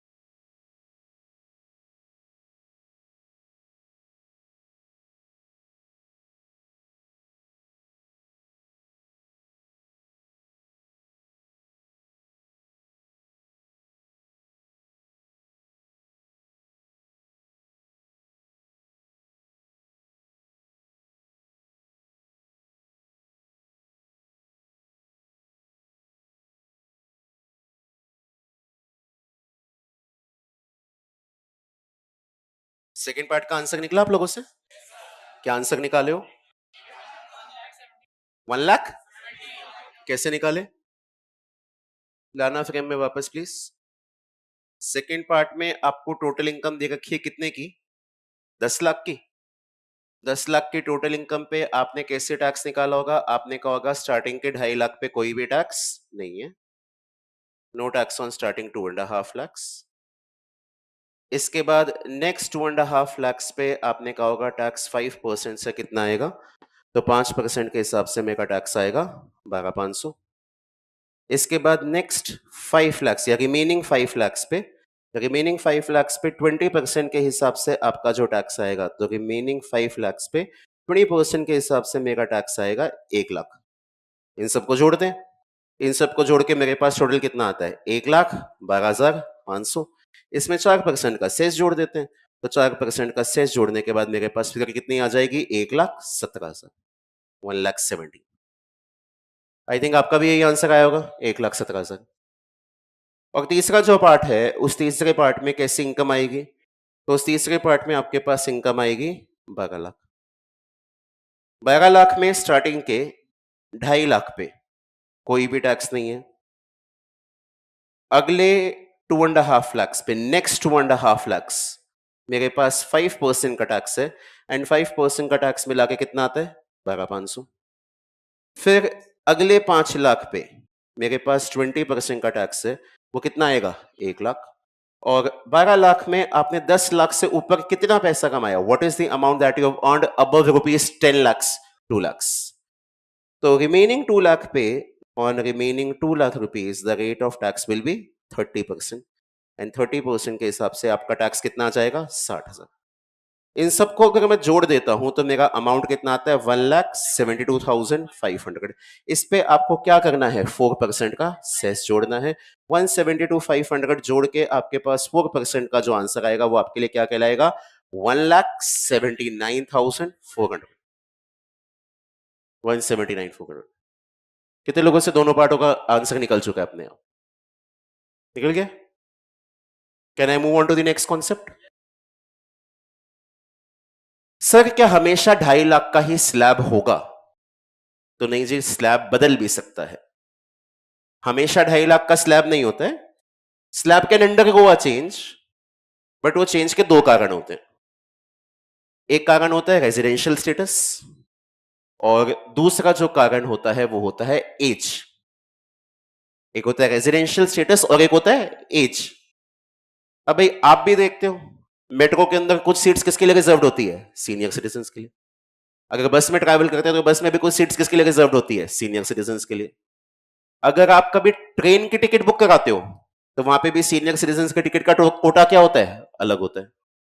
रेलवेज जब बर्थ एलोकेट करती है ना, जब आप ट्रेन में टिकट बुक करा रहे हो तो वहां पे बर्थ एलोकेट किए जाते हैं, तो वहां पे जो नीचे की सीट होती है ना, उनकी प्रेफरेंस किसको दी जाती है? सीनियर सिटीजन्स को दी जाती है। एक और चीज, अगर आप कभी बैंक में गए हो और बैंक से जानना चाहो कि आपके क्या इंटरेस्ट रेट है, क्या इंटरेस्ट रेट नहीं है, तो वहां पे जनरल लोगों के लिए जो इंटरेस्ट रेट होते हैं, सीनियर सिटीजन्स के लिए इंटरेस्ट रेट क्या होते हैं? उससे थोड़े से ज्यादा होते हैं। तो ऐसे इनकम टैक्स एक्ट में भी है भाई, जैसे जैसे एक पर्सन की एज बढ़ेगी उसकी मेडिकल नीड्स क्या है? बढ़ेंगी। तो मेडिकल नीड्स के रिस्पेक्ट में गवर्नमेंट थोड़ा सा ध्यान देती है। इनकम टैक्स में जो बेनिफिट जनरल लोगों को मिलता है, सीनियर सिटीजन को बेनिफिट उससे ओवर एंड अबव एक्स्ट्रा मिलता है। लेकिन एक दिक्कत है, गवर्नमेंट के पास ना रिसोर्सेज फाइनाइट नहीं है। गवर्नमेंट के पास इनफाइनाइट नहीं है, गवर्नमेंट के पास रिसोर्सेज फाइनाइट है। गवर्नमेंट पूरी दुनिया जहां के सीनियर सिटीजन्स को केटर नहीं कर सकती है। गवर्नमेंट कहती है जी, गिवन अ चॉइस, गवर्नमेंट किन लोगों के बारे में सोचना ज्यादा चाहेगी? जो लोग इंडिया के सीनियर सिटीजन्स हैं या बाहर के सीनियर सिटीजन्स हैं? इंडिया के। भाई हमारे यहाँ पे जो रहेगा उसके बारे में सोचेंगे ना, बाहर वाले के बारे में कौन सोचे? भाई आप एक सीधी सी बात बताओ, आपके परिवार में आपके ग्रैंड पेरेंट्स हैं, you would take good care of them, but for somebody else's grandparents, why would we take care of them? Let their family members take care of them, as simple as that. तो same बात government भी कहती है, that we will take care of our senior citizens, we will not take care of senior citizens of the other countries. इसके लिए एक term आता है रेजिडेंशियल स्टेटस।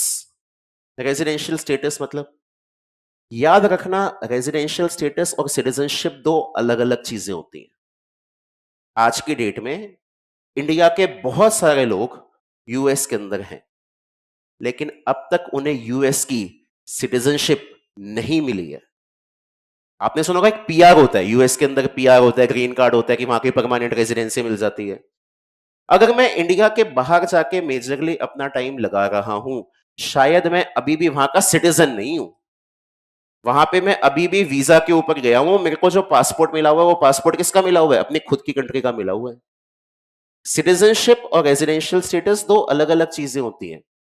रेजिडेंशियल स्टेटस होता है आप मेजरली अपना टाइम कहां स्पेंड करते हो, जहां पे आप अपना टाइम स्पेंड करते हो उसके बेसिस पे आपका जो रेजिडेंशियल स्टेटस है वो रेजिडेंशियल स्टेटस जज किया जाता है, जहां पे आप अपना टाइम स्पेंड करते हो। तो सिटीजनशिप के रिस्पेक्ट में जैसे आप लोगों ने अगर कुछ मूवीज देखी हो ना, वहां से आपको बहुत बढ़िया आइडिया लगेगा सिटीजनशिप को लेके। जैसे एक पिक्चर आई थी नीरजा, देखी हुई है? सोनम कपूर की एक मूवी थी जिसके अंदर एक प्लेन क्या होता है, हाईजैक हो जाता है। तो वहां पे उस प्लेन के अंदर बहुत सारी कंट्री के लोग बैठे होते हैं, लेकिन उन हाईजैकर्स की लड़ाई हर कंट्री के लोगों के साथ नहीं होती है, कुछ स्पेसिफिक कंट्रीज के लोगों के साथ होती है। तो वो लोगों से उनके क्या मांगते हैं? पासपोर्ट, ताकि हमें पता चले आप कौन सी कंट्री के सिटीजन हो। अगर मानो हमारी लड़ाई फ्रांस के लोगों से है, तो जो फ्रांस का सिटीजन होगा उसको उड़ाएंगे, लेकिन बाकियों को हार्म नहीं करेंगे। इसी तरह से एक पिक्चर आई थी एयरलिफ्ट, अक्षय कुमार की, जहां पे वो मिडल ईस्ट में एक वॉर था, तो आपने देखा था वो एक कंट्री से दूसरे कंट्री के बॉर्डर में आ रहे थे, तो वहां पे जो बॉर्डर पे चेक पोस्ट पे पुलिस ऑफिसर्स थे, उन्होंने उनसे उनके क्या मांगे थे? पासपोर्ट मांगे थे कि अपनी आइडेंटिटी प्रूफ करो। अभी भी आपने सुना होगा यूक्रेन के अंदर भी जो वॉर हुआ था, यूक्रेन और रशिया का वॉर चल रहा था, यूक्रेन में जो भी लोग रह रहे थे उन पे रशिया के सोल्जर्स अटैक कर रहे थे। उस टाइम पे भी बोला गया था कि जो लोग इंडिया के सिटीजन है ना, वो अपने व्हीकल के ऊपर इंडिया का फ्लैग लगा लो, या वैसे अपने कपड़ों पे फ्लैग लगा लो, या हाथ में फ्लैग लेके चल लो, रशिया के सोल्जर्स आपको हार्म नहीं करेंगे। बिकॉज रशिया की लड़ाई इंडिया के लोगों से नहीं है, उनकी लड़ाई कहां से है? यूक्रेन के लोगों से। तो हम कौन सी कंट्री के सिटीजन है सिटीजन नहीं है वो कॉन्स्टिट्यूशन से निकलता है। एंड नेचुरली जो भी पर्सन इंडिया में बॉर्न होता है वो क्या माना जाता है? इंडिया का सिटीजन माना जाता है। हाँ, आप किसी दूसरी कंट्री में चले गए और वहां की सिटीजनशिप आपको मिल गई, वहां की सिटीजनशिप आपको मिल गई, तो फिर आपको इंडिया की सिटीजनशिप छोड़नी पड़ेगी। इंडिया में डुअल सिटीजनशिप अलाउड नहीं है। अगर आप इंडिया के सिटीजन है तो आप किसी और कंट्री के सिटीजन नहीं बन सकते, और आप किसी और कंट्री के सिटीजन अगर बनना चाहते हो तो आपको इंडिया की सिटीजनशिप छोड़नी पड़ेगी। नेक्स्ट, सिटीजनशिप जो है, जैसे आपने सुना होगा इंडियंस खासकर पंजाबीज इंटरनेशनली उन्हें एक कंट्री बहुत पसंद है, या पसंद थी, let me put it like this, अब तो बड़े बुरे हाल हो चुके हैं, बट उनके लिए इंटरनेशनली एक कंट्री उन्हें बड़ी पसंद थी, कौन सी? कनाडा। आपको पता है कनाडा के अंदर इतने सारे इंडियन सेटल्ड है, it looks like a mini Punjab over there. और इसीलिए कुछ एयरलाइंस, वैसे इंटरनेशनली जितनी भी फ्लाइट्स चलती है ना, मेजरली दिल्ली, मुंबई, चेन्नई, कोलकाता, बैंगलोर, यहां से चलती है, लेकिन कनाडा के लिए कुछ फ्लाइट डायरेक्टली कहां से चलती है? अमृतसर से चलती है। डायरेक्टली अमृतसर या चंडीगढ़ से डायरेक्टली फ्लाइट कहां जाती है? कनाडा जाती है, बिकॉज उन लोगों को जाना ही कनाडा होता है। अब रिसेंट में बड़े रिलेशंस खराब हो गए। अब लोगों के लिए कनाडा इतनी प्रेफर्ड वेन्यू क्यों था? बिकॉज कनाडा में सिटीजनशिप के रूल्स बहुत रिलैक्सिंग थे। जो लोग कनाडा के अंदर कुछ टाइम के लिए रुक जाते हैं और वहां पे अपना काम धंधा सेटल कर लेते हैं, उनको कहां की सिटीजनशिप मिल जाती है? कनाडा की। एंड कुछ केसेस में बाहर की सिटीजनशिप के फायदे होते हैं। जैसे आपने सुना होगा इंटरनेशनल बिजनेस स्कूल्स होते हैं, हार्वर्ड बिजनेस स्कूल है, तो हार्वर्ड बिजनेस स्कूल में ना एडमिशंस के लिए कोटा है कि जो अमेरिका के बच्चे हैं, जो अमेरिका की सिटीजनशिप के लिए, उनके लिए मानो 50% कोटा है, और इंटरनेशनल स्टूडेंट्स के लिए 30% कोटा है। तो कल को मानो अगर मेरे पास यूएस की सिटीजनशिप है तो मैं उन 50 सीटों के लिए लड़ूंगा, लेकिन अगर मेरे पास किसी और कंट्री की सिटीजनशिप है तो मेरा कंपटीशन यूएस के लोगों के साथ नहीं है, ऑल ओवर द वर्ल्ड जितने लोग हैं उनके साथ है, फॉर दोस 30 सीट्स। तो इसीलिए कई बार कुछ लोग क्या करते हैं, बाहर की सिटीजनशिप को ज्यादा प्रेफर करते हैं। आपने देखा भी होगा आसपास में कोई भी नॉन में पर्सन होता है जो इंडिया के बाहर है, उनके अगर बेबी बॉर्न होता है वो खुद इंडिया में बेबी कराने नहीं आते हैं, वो बेबी अपना इंडिया के बाहर कराते हैं, और यहाँ पे अपने जो पेरेंट्स है, कोई भी रिलेटिव्स है, उनको इंडिया के बाहर बुला लेते हैं अपने ध्यान रखने के लिए। क्यों? अगर बच्चा इंडिया के बाहर बॉर्न होगा तो उसके पास सिटीजनशिप इंडिया की नहीं होगी, कहां की होगी? बाहर की होगी। इनकम टैक्स एक्ट के अंदर सिटीजनशिप के साथ एक और कॉन्सेप्ट चलता है, रेजिडेंशियल स्टेटस। आप लोगों ने टर्म सुना हुआ है, एनआरआई? एनआरआई क्या फुल फॉर्म होती है भाई? मूवीज के अंदर तो अलग अलग नामों से बोल दिया जाता है, ना रहा इंडियन, या नॉन रिटर्निंग इंडियन, या नॉन रिलायबल इंडियन, ये सब ऐसी बोलने के लिए। असल में क्या है? Non resident Indian. असल में क्या है? Non resident Indian. Non resident Indian मतलब आपके पास सिटीजनशिप कहां की है? आपके पास सिटीजनशिप इंडिया की है, अभी आपको बाहर की सिटीजनशिप नहीं मिली है, लेकिन इंडिया में आप क्या हो, नॉन रेजिडेंट। अब अपना टाइम इंडिया में स्पेंड नहीं करते, अब अपना टाइम कहां स्पेंड करते हो, इंडिया के बाहर। तो सिटीजनशिप अलग चीज होती है, रेजिडेंशियल स्टेटस अलग चीज होती है। रेजिडेंशियल स्टेटस मतलब मेजरली आप अपना टाइम कहां लगा रहे हो। आपकी बुक में एक चैप्टर भी है, chapter number 2, residential status and scope of total income. आने वाले दिनों में वो वाला चैप्टर भी पढ़ेंगे। उस चैप्टर में प्रॉपर रूल्स आएंगे कि कितने दिन इंडिया में रहेंगे तो रेजिडेंट माने जाएंगे, कितने दिन इंडिया के बाहर रहेंगे तो नॉन रेजिडेंट माने जाएंगे। मैं फिलहाल के लिए एकदम आसान बात चलाता हूं। जो पर्सन मेजरली अपना टाइम स्पेंड करता है इंडिया में, उसे क्या बोलेंगे, रेजिडेंट। और जो पर्सन मेजरली अपना टाइम स्पेंड करता है इंडिया के बाहर, उसे क्या बोलेंगे, नॉन रेजिडेंट। अब एक बात बताइए, किसकी एज देखे सीनियर सिटीजन का टैग देने के लिए, रेजिडेंट्स की या नॉन रेजिडेंट्स की? किसकी एज देखे जी, रेजिडेंट्स की या नॉन रेजिडेंट्स की? रेजिडेंट्स की। गवर्नमेंट कहती है नॉन रेजिडेंट आप हमारे यहाँ पे रहते ही नहीं हो, जब आपको हमारी कंट्री अच्छी नहीं लगती रहने के लिए तो हम आपको एक्स्ट्रा बेनिफिट क्यों दें। I am not saying non resident को बेनिफिट नहीं मिलेगा, मिलेगा बेनिफिट, स्टैंडर्ड बेनिफिट मिलेगा। स्टैंडर्ड बेनिफिट कितने का है, 2.5 लाख। लेकिन एक्स्ट्रा बेनिफिट हम देंगे अपने रेजिडेंट को, और इसके लिए यहां पे एज के 3 ब्रैकेट्स बनाए जाते हैं। एक बनाया जाता है age is less than 60 years, एक बनाया जाता है एज इज ग्रेटर देन और equal to 60 years but less than 80 years. इसको एक नाम भी दिया जाता है, और इसे नाम दिया जाता है सीनियर सिटीजन। क्या नाम दिया जाता है, सीनियर सिटीजन। और एक है एज इज ग्रेटर देन और इक्वल टू 80 ईयर्स, इसे क्या नाम दिया जाता है, very oblique super senior citizen. दोनों में से कुछ भी बोल सकते हैं। We can term the person as a very senior citizen, we can also term it as a super senior citizen. ये 3 ब्रैकेट्स बनते हैं। सर इतनी उम्र में भी होकर कोई कमाएगा क्या, कोई पर्सन 80 एंड अबव हो जाएगा उसके बाद भी कमाएगा क्या, तरीके से रह ले वही बहुत है। रतन टाटा का नाम सुना, रिसेंट में डेथ हुई है, what was the age, 80 above, 80 and above. कुछ कमा रहे थे, नहीं कमा रहे थे, बहुत कमा रहे थे। और जब बहुत कमाएंगे तो ऑब्वियसली बात है गवर्नमेंट क्या लेगी, टैक्स लेगी। ठीक है, बाकियों के मुकाबले थोड़ा सा बेनिफिट दे देगी बट टैक्स नहीं छोड़ेगी। आप ये समझ लीजिएगा, आपके दिए हुए पैसे से ही पूरी सरकार चलती है, तो टैक्स ऑल टुगेदर तो नहीं हटेगा, लेकिन उसके अंदर थोड़े बहुत क्या हो सकते हैं, बेनिफिट्स हो सकते हैं। क्या बेनिफिट है, स्लैब का मतलब होता है एग्जिबिशन। जैसे हम बोलते हैं ना 2.5 लाख का स्लैब, 2.5 लाख का स्लैब मतलब 2.5 लाख के मेरे पास क्या अवेलेबल है, एग्जिबिशन अवेलेबल है, कि 2.5 लाख तक की कमाई पे आपका कोई टैक्स नहीं चलेगा। जिन लोगों की एज 60 से कम होती है उन पे मेरा स्लैब चलता है, और स्लैब चलता है 2.5 लाख का, जो आपने ऑलरेडी पढ़ा हुआ है कि स्टार्टिंग के 2.5 लाख पे कोई भी टैक्स नहीं है, अगले 2.5 लाख पे कितना, 5%, अगले 5 लाख पे कितना, 20%, और 10 लाख से ऊपर पे कितना, 30%, जो आपने पढ़ा। जो लोग सीनियर सिटीजन होते हैं, सीनियर सिटीजन होने के लिए रेजिडेंट होना ऑप्शनल है या मैंडेटरी है, जवाब नहीं आया।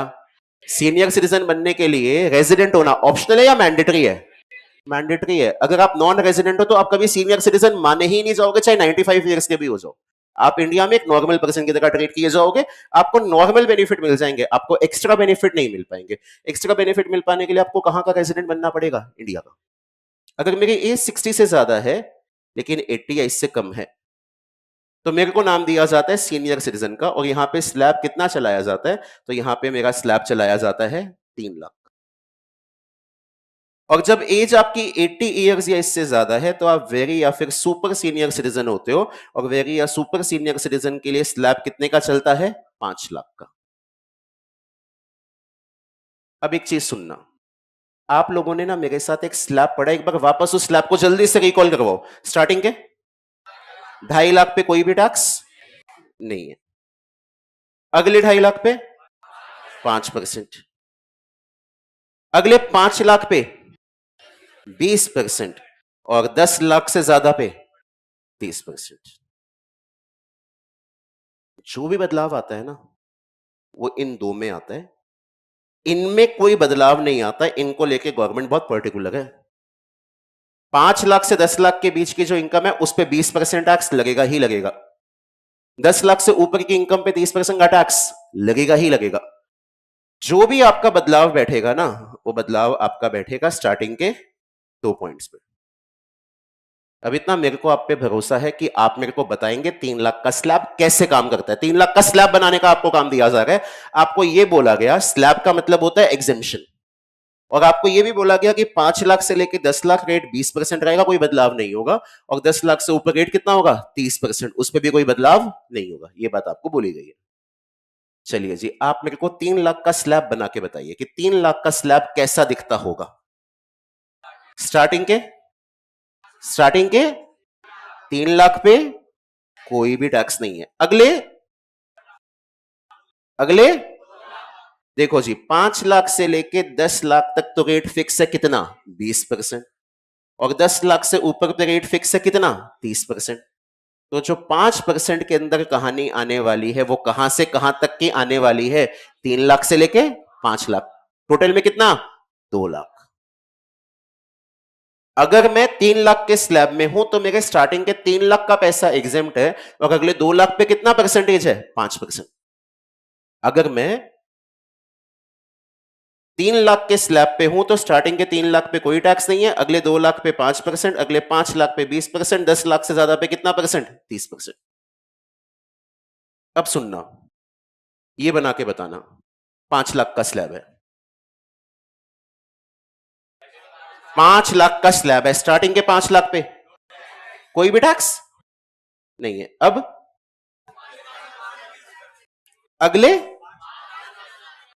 अगले 5 लाख पे 20% और 10 लाख से ज्यादा पे, तो 5% में यहां पे क्या आएगा, 5% में यहां पे क्या आएगा, कुछ भी नहीं आएगा। बहुत बढ़िया। 5 लाख से लेके 10 लाख गवर्नमेंट ने 20% रेट फिक्स किया हुआ है, 10 लाख से ऊपर गवर्नमेंट ने 30% रेट फिक्स किया हुआ है। इनके साथ तो कोई नेगोशिएशन है ही नहीं, नॉन नेगोशिएबल ही है। 5 लाख टू 10 लाख 20%, 10 लाख एंड से अबव 30%। जो भी कहानी होगी वो स्टार्टिंग के 2 में होगी। जिस पर्सन का 2.5 लाख का स्लैब है, आप सोचो 5 लाख का एक कोटा है जिसमें से कुछ एग्जेम कर देंगे, कुछ 5 पे टैक्स कर देंगे। जिसका 2.5 लाख एग्जेम्पशन है उसके 2.5 लाख को एग्जेम कर देंगे, और अगले 2.5 लाख पे कितना रेट लगा देंगे 5%। जिसका 3 लाख का स्लैब है, उसके स्टार्टिंग के 3 लाख फ्री कर देंगे, और अगले 2 लाख पे कितना परसेंट चलाएंगे 5%। और जिसका 5 लाख का स्लैब है उसका क्या करेंगे, तो जिसका 5 लाख का स्लैब है उसके स्टार्टिंग के 5 लाख पे कोई भी टैक्स नहीं है, और फिर 5% के लिए कुछ बचेगा ही। सर क्या सीनियर सिटीजन और सुपर सीनियर सिटीजन को वो 4% वाला सेस देना है? Answer is yes.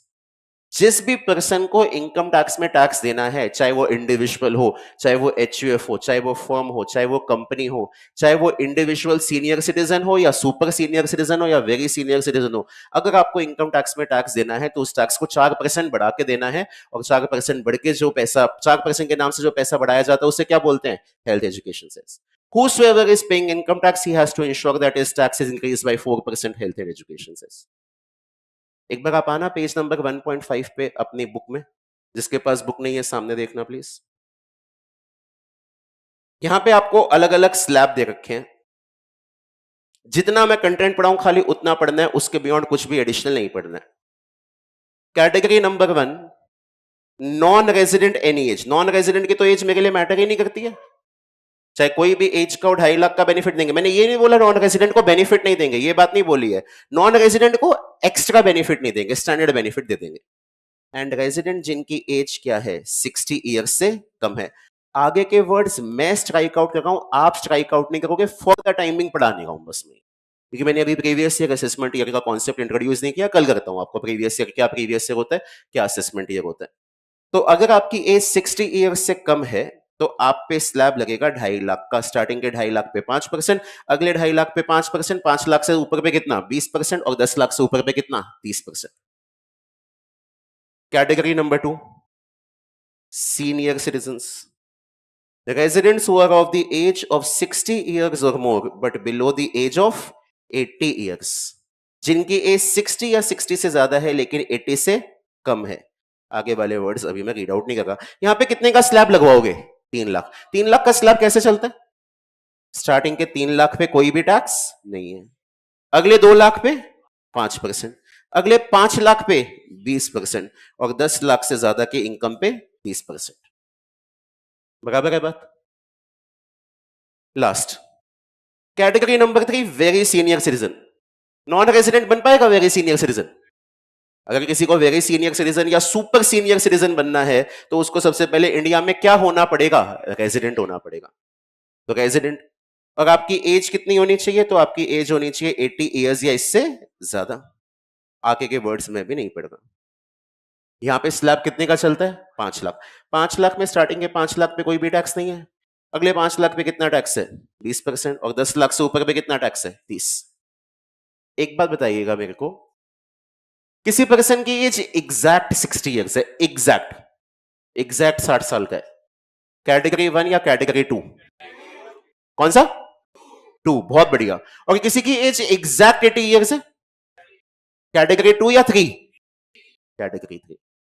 मतलब रेजिडेंट की एज 60 से कम है तो कैटेगरी 1 लगेगी। रेजिडेंट की एज 60 या 60 से ज्यादा है लेकिन 80 से कम है। और लास्ट, एज 80 या 80 से ज्यादा है। 3 अलग अलग कहानी है। 60 से कम फर्स्ट कैटेगरी, 60 या 60 से ज्यादा। सिंबल देखना, मैंने कौन सा सिंबल बनाया है? ग्रेटर देन और equal to. Exact 60 category 2, exact 80 category number 3। तो ये चीज याद रखिएगा। एक बार वापस रिकॉल कराइएगा। 2.5 लाख का स्लैब किस किस पर्सन पे लगता है? एक तो नॉन रेजिडेंट पे लगता है, उनकी एज मेरे लिए मैटर नहीं करती। एक किस पे लगता है? उन रेजिडेंट्स पे लगता है जिनकी एज 60 से कम है। 3 लाख का लॉ लगने के लिए हमारे पे क्या क्या कंडीशंस फुलफिल होनी चाहिए? पहले रेजिडेंट होना चाहिए और एज 60 या 60 से ज्यादा लेकिन 80 से कम। और 5 लाख का स्लैब लगाने के लिए रेजिडेंट होना चाहिए और एज 80 या 80 से ज्यादा होनी चाहिए। बराबर है यहां तक की बात? क्वेश्चन पे आइएगा प्लीज। क्वेश्चन नंबर आप रेफर करेंगे, please refer question number 3 which is given in our book. एक काम करते हैं, क्वेश्चन नंबर 3 में आप मेरे को ये बताते जाइए कि आप पे कौन कौन सा स्लैब लगेगा। Compute tax liability in the following cases. आगे वाले वर्ड्स अभी मैं रीड नहीं कर रहा हूं, आपको कुछ कटिंग नहीं करनी है। कल की क्लास में प्रीवियस ईयर असेसमेंट ईयर पढ़ा दूंगा तो आपको एकदम क्लियर हो जाएगा कैसे इसको अप्रोच करना है। पहला point, mister A a resident, he has total income of rupees 20 lakh. कुछ भी नहीं लिख के दे रखा एज के बारे में। अच्छा, क्वेश्चन साइलेंट है, question is silent. Person resident है या नॉन रेजिडेंट है? रेजिडेंट है। अच्छा, क्वेश्चन साइलेंट है, एज क्या मानोगे? 60 से ज्यादा या 60 से कम? ये डिफॉल्ट अजम्पशन है, इन अजम्पशन को लिखने की जरूरत नहीं है। ये बाय डिफॉल्ट अजम्पशन है जो इनकम टैक्स में चलेंगी। क्वेश्चन आप पर्सन के स्टेटस के बारे में कुछ भी नहीं बोलोगे तो मुझसे क्या मानेंगे? रेजिडेंट। आप क्वेश्चन की पर्सन की एज के बारे में कुछ भी नहीं बोलोगे तो मुझसे क्या मानेंगे? 60 से कम। Mr A a resident has total income of rupees 20 lakh. Slab कितने का चलाओगे? बहुत बढ़िया। Mr A non resident has total income of rupees 20 lakh. कितने का स्लैब? 2.5 लाख का slab. Mr A resident aged 60 years has total income of rupees 20 lakh. कितने का स्लैब? 3 लाख का slab. Fourth part, mister A non resident aged 60 years has total income of rupees 20 lakh. कितने का slab? बहुत बढ़िया, 2.5 लाख का स्लैब ही आएगा। सर एज तो 60 दे रखी है बट पैरेलली क्या लिख के दे रखा है? Non resident. नॉन रेजिडेंट के केस में मेरे लिए एज मैटर नहीं करती है। इसके बाद fifth part, mister A resident aged 80 years, total income कितने की है? 20 लाख। कितने का स्लैब? 5 लाख। और लास्ट केस में non resident aged 80 years has total income of rupees 20 lakh. So last case में एज आपको बता रखी है 80 बट पर्सन क्या है? Non resident. स्लैब कितने का? 2.5 लाख। इस क्वेश्चन में 4 जगह पे 2.5 लाख का स्लैब निकल गए। हमको ना बेसिकली 3 ही आंसर निकालने हैं। हमको आंसर निकालना है 1, 3, 5। कैसे? जो आंसर 1 पे होगा वही आंसर किस पे होगा? 2 पे होगा।